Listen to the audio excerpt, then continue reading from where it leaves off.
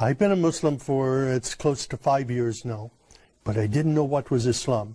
And I didn't know who was the Prophet Muhammad, peace be upon him, until I arrived in Jeddah, Saudi Arabia, about 6 years ago now. You know, I had some nervousness about it, and my friends at the U.S. Naval Academy in Annapolis, Maryland, they said, do you know what you're doing? You're putting yourself in harm's way. You're going to get kidnapped, somebody's going to cut your throat. So when I arrived in Saudi Arabia, I was scared to death. I didn't know quite what to expect. But when I left the United States, I said, God, my mind is open. I don't know what is Islam. SubhanAllah. I've never been in an Islamic country before. And I don't know about the Prophet Muhammad, peace be upon him. But show me what is truth and what is not truth. And I came with an open mind. My sponsor, Dr. Safi Kaskas, was a great blessing to me. He brought me there to work with him on this project. And when I arrived, I was afraid to walk on the streets. So I said to Safi, I need to go to a grocery store. Can your driver take me? And he says, well, the driver's not available. But he took me to the window and he said, do you see that that shop over there? You can go there. And I said, well, how can I get there? I have to walk on the street. I said, it's dangerous. He laughed. He said, walk. And I was hungry, so I walked. And I'm looking, nothing happened. People were coming out of their houses when they saw me, inviting me into their homes for tea and coffee. SubhanAllah, the exact opposite. Incredible. This was not what I expected. Wow. I had been in countries all over the world. I studied in Taiwan, in Russia, and different places. But never in my life have I been in any country that respected me as much as an American, and even as a Christian, as Saudi Arabia. There were no churches there for me to attend. I wanted to be with people who prayed. And I asked my sponsor, can you take me to a mosque? Because from my window at night, from where I was staying, I could see people going in the mosque, coming out of the mosque. I saw people praying, children playing football out in the parking lot. And it looked like a typical American church to me.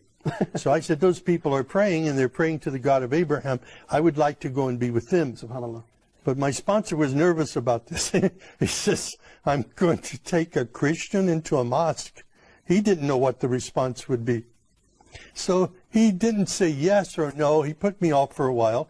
Finally, I walked to the mosque, and I knocked on the door, and I said, my name is Sam.